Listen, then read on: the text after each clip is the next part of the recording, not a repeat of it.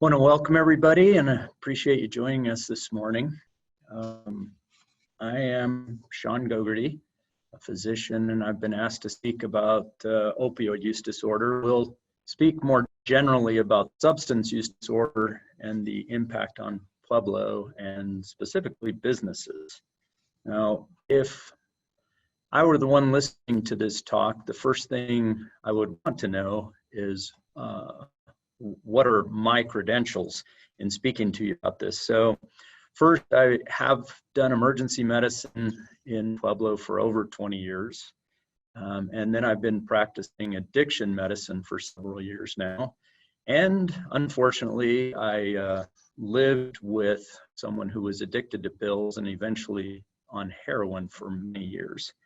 Now, I would prefer to have only the first two credentials, but the third credential actually taught me more about this problem than the other two combined.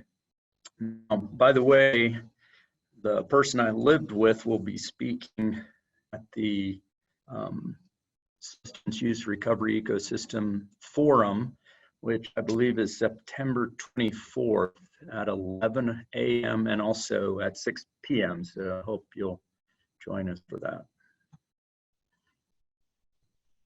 So I'm going to try to address these three questions. And probably the first question you'll have is, what's the cost? Or I'm sorry, the first question you'll have is probably what's SUD? And that of course stands for substance use disorder. Commonly we say addiction, but addiction has all sorts of connotations, whereas substance use disorder implies a true disease, which it is, and suggests that there is treatment, which there are. So we'll talk about the cost and then the causes and hopefully some of the things we can do about fixing it. And feel free to ask questions in the comments and I will address those as we go along. So some of you may have heard of this book called Dreamland. It's an interesting book that tells the nonfiction story of how some people in a little area of Mexico called Nayarit basically spread a business model of retail heroin and home delivery throughout the United States. It also describes how people who were dealing in heroin would give the clients, people with substance use disorder, lists, shopping lists, and those clients would then be sent to Walmart or other type stores to fill the shopping list. Of course, they didn't have any money, but when they returned with the stolen goods to the dealer, that's how they got their drugs.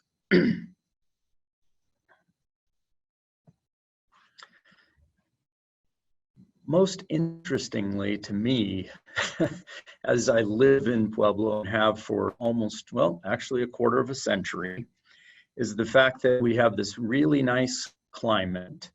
We have a relatively low cost of living, and we're in Colorado. In fact, people really should be flocking to Pueblo, and yet that's not really happened. And I think a large part of that, sadly, is the crime in Pueblo. And I would venture to say that the crime is in large part connected to substance use disorder. Now, I'm not suggesting that we throw criminals back out on the street and out of prisons and jail. However, I do believe that you would agree substance use disorder in and of itself is no more criminal than being a diabetic. And I don't think we would find many people advocating for sending someone to jail that has alcohol use disorder because they were in possession of a bottle of vodka. So treating substance use disorder medically, as you can see by the numbers, is much cheaper and in fact far more effective, because going to prison or jail actually doesn't cure people. They come out still with the disease even though they have been abstinent. The cost in healthcare dollars is just ridiculous and continues to grow. As I worked in the emergency department for more than 2 decades, in those 2 decades, I never saw a single case of endocarditis. And yet in the last few years of practicing emergency medicine, we started to see them, and not infrequently. And that coincided exactly with the heroin becoming more and more available and prominent within our community.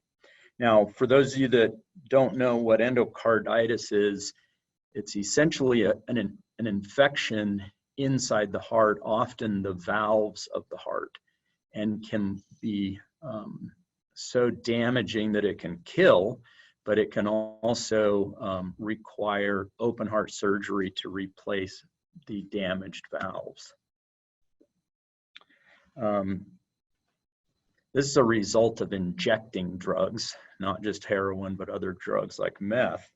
And the sad thing is that in addition to things like endocarditis, the spread of HIV and the spread of Hep C grows exponentially as more and more people inject drugs in any given community.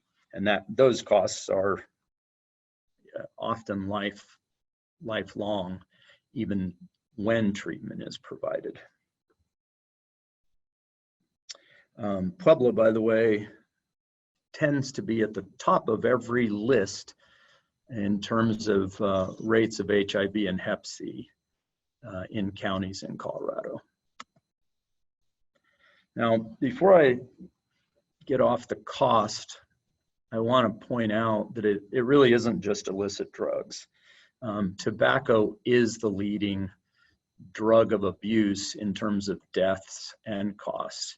And alcohol even exceeds the cost in terms of lives and dollars to our community over opioids. So even though things are made legal, that doesn't necessarily make them safe, although I'm sure there's people in certain industries like marijuana that would like you to believe that it makes them safe, but clearly it doesn't. So I'll turn now. Any questions so far? Okay, I'm going to turn now to speak a little bit about who and how does someone develop substance use disorder. Most of us know someone, or at least acquainted directly or indirectly with somebody that has a substance use disorder. Unfortunately, as a result of those acquaintances or contacts, we've probably developed sort of one data point opinions about how people get substance use disorder. And it's likely that few of us have actually looked at the science of substance use disorder. So that's where I'm going to try to spend a little bit of time now. I think it's interesting to first talk about alcohol, because it is so available, legal, and prominent in our society. And we often forget that alcohol is an addictive substance, at least for some people. So if you think about addiction in terms of alcohol, and you look at these numbers, over half of United States adults drink probably daily, if not weekly. And 40% have reported that they had been binge drinking in the past month. Well, 22%, almost a quarter of people, 1 in 4, admit they drink too much. And yet we know that the whole society isn't a bunch of alcoholics. It's probably around 10% of people have alcohol use disorder, depending on how you want to define it. But the point is that taking an addictive substance, even in excess, does not necessarily make you have a substance use disorder, which raises the question, what does? Additionally, if you look at the data on opioids, it's interesting as well. About 1 million joint replacements are done in the US each year. And during and after those procedures, people receive relatively high doses of opioids, like morphine. Morphine is what heroin becomes when you take heroin into your body. So people that get joint replacements are essentially getting the same thing as heroin. But are there 1 million new grandma and grandpa opioid use disorder patients every year? I don't think so. Be an interesting community if there were, but thankfully there's not. Again, raising the question, how can you take an addictive substance and not become an addict? Or in other words, what are the differences that make some become addicts? Sorry, let me go back. So I know I shouldn't make any jokes about parenting, but couldn't help myself. And the point here is not surprisingly, it shouldn't be a surprise at all, that parenting actually affects children as they develop into adults. And there is a score, a simple 10-item checklist or questionnaire, I should say, about adverse childhood events.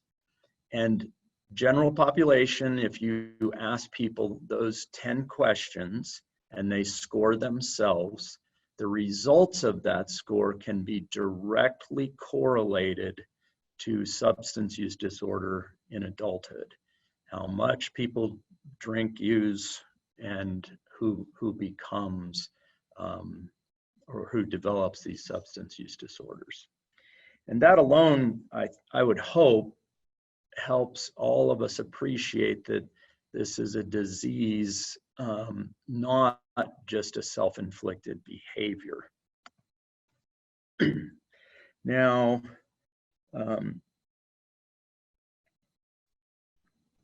if you think about it, you give one person 30 Percocet prescription and they take 4 of them, and you give another person a 30 pill prescription of Percocet and they're begging for a refill, and it doesn't even really make sense. But again, that points to the fact that this is a multifactorial issue. It's not just a behavior issue. And we don't know exactly all the causes of an opioid or other substance use disorder. But again, it's not just behavior. Now, I would like you to think for a minute, as you think about these other diseases, if you had a smoking, overweight, diabetic, card-carrying member of the McDonald's frequent flyer club show up in the emergency department, how would we take care of him or her? And yet when people with disease similarly multifactorial show up with substance use disorder, are they taken care of the same way in a hospital emergency department or even a doctor's office? So we'll turn our attention to what do we do about this?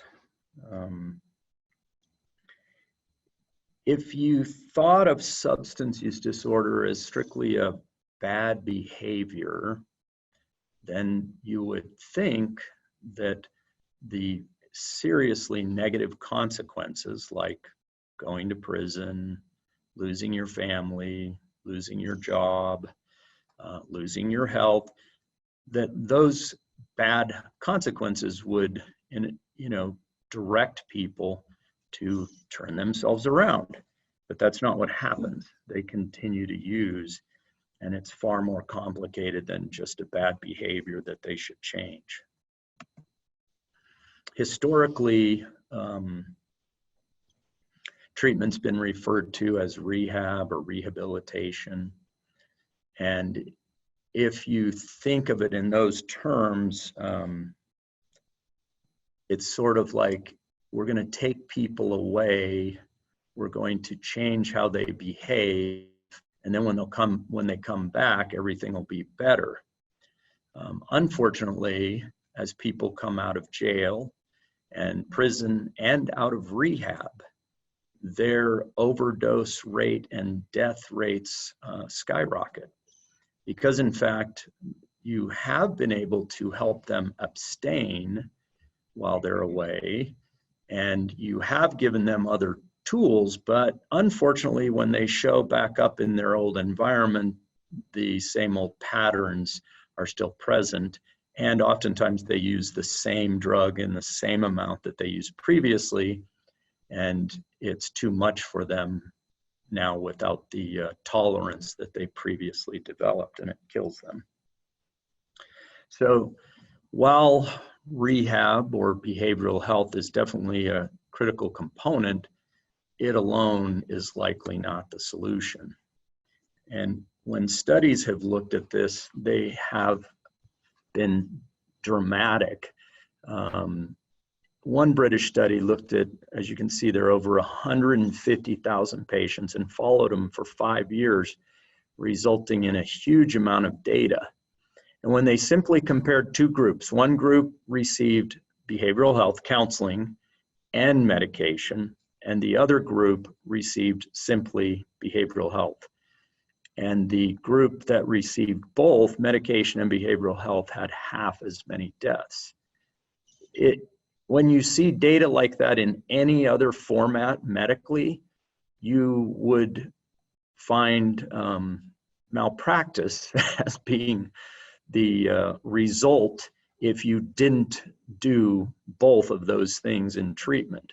I mean, think about someone with a cancer, and one treatment was causing twice as many deaths as another treatment that involved two medications.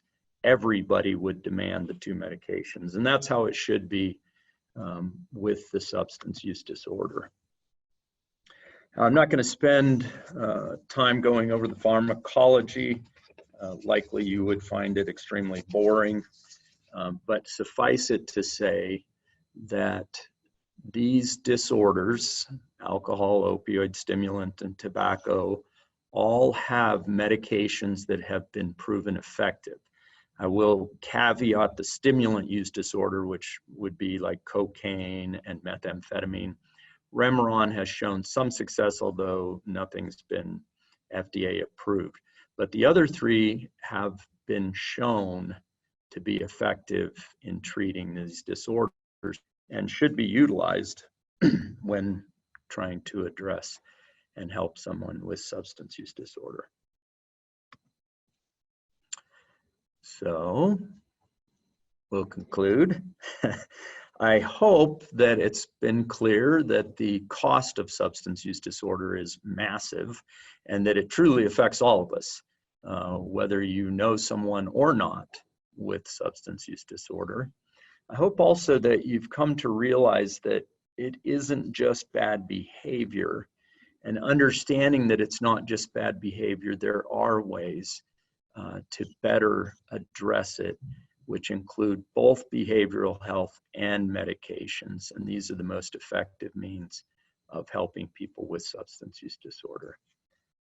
So thank you for your time. And we have any questions? Oh, first, I'd like to ask you to fill out the survey linked in the comments. And there is a prize of a first aid kit, which hopefully you won't need, but should have. And then we also need help in determining topics for future presentations. So that feedback in the survey is really critical to us. So I've got a couple questions. Are there any others right off? Okay, I'm going to answer a couple of the questions. The first one is, what's one thing all businesses can do to help curb substance use disorder, which seems a bit incongruent, a business trying to help with a medical disease. But in fact, I have said repeatedly in my office that after medication and after behavioral health, if I could give all of my patients a job, it would be the next most critical component in their recovery. So maybe I shouldn't mention businesses, but one particular business east of town that's a warehouse has stopped having a policy of drug screening for applicants. And we have collaborated with them in providing patients information to apply in that facility, and multiple patients have obtained employment there. And we're thrilled by this, and in fact have seen it help immensely as people get their self-esteem returned to them, in essence, by simply being employed. And that helps them in their recovery. So I would say that's one way that businesses could be a huge help in stopping substance use disorder. Let's see, another one. Has substance use risen in Pueblo since COVID-19? And is there something we can do to combat that? So I don't have data to prove that it has risen. It seems anecdotally in watching patients come into our clinic that yes, it has risen. We've seen more and more patients of late, new patients. There's some evidence, or maybe I shouldn't say evidence, but suggestion that the availability of some types of drugs has gone down, which is great. And that has pushed people to treatment, which is also good. I think what we do to help people that are now seeking recovery is, despite COVID-19, we make treatment more available. Where I work in addiction medicine at Front Range Clinic, we provide telephone, telemedicine, and in-person visits. We've continued to provide the in-person visits because, in fact, the patient's risk of death is far higher from their substance use disorder than from COVID-19. So I think that's something we can all do that are in behavioral and medical fields. We can figure out every way possible to reach out and meet with these people that are trying to seek care. Let's see, one other one. We do have a question. Okay, go ahead. Facebook. It says, a story in the Chieftain today says OD death rate in Pueblo is 37.6 per 100,000 population. In Portugal, where all drugs were decriminalized in 2001, the OD death rate is 0.4 per 100,000 population. Comment. Good for Portugal. No, I think the indication there is pretty clear, and I'm sure the person asking the question already knows the answer.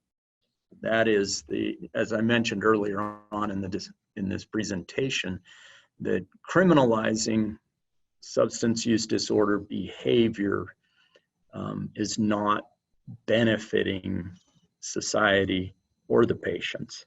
And so Portugal, I think it's been about 15 years now, did not necessarily legalize all drugs.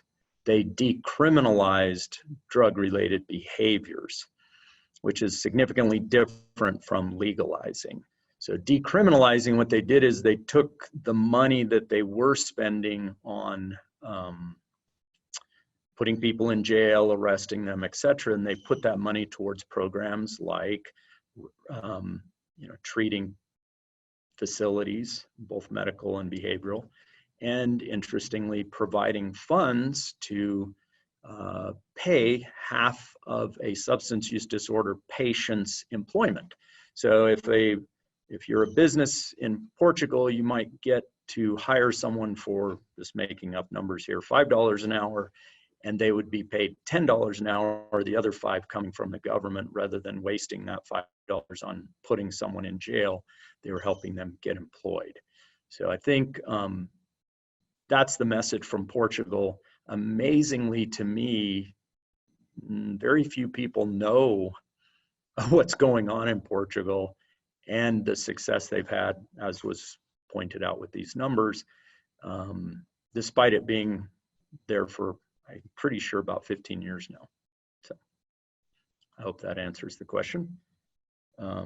One other question was, how important is behavioral health and recovery from substance use disorder? The way I like to state this in terms of medical and behavioral is one without the other is a waste of time.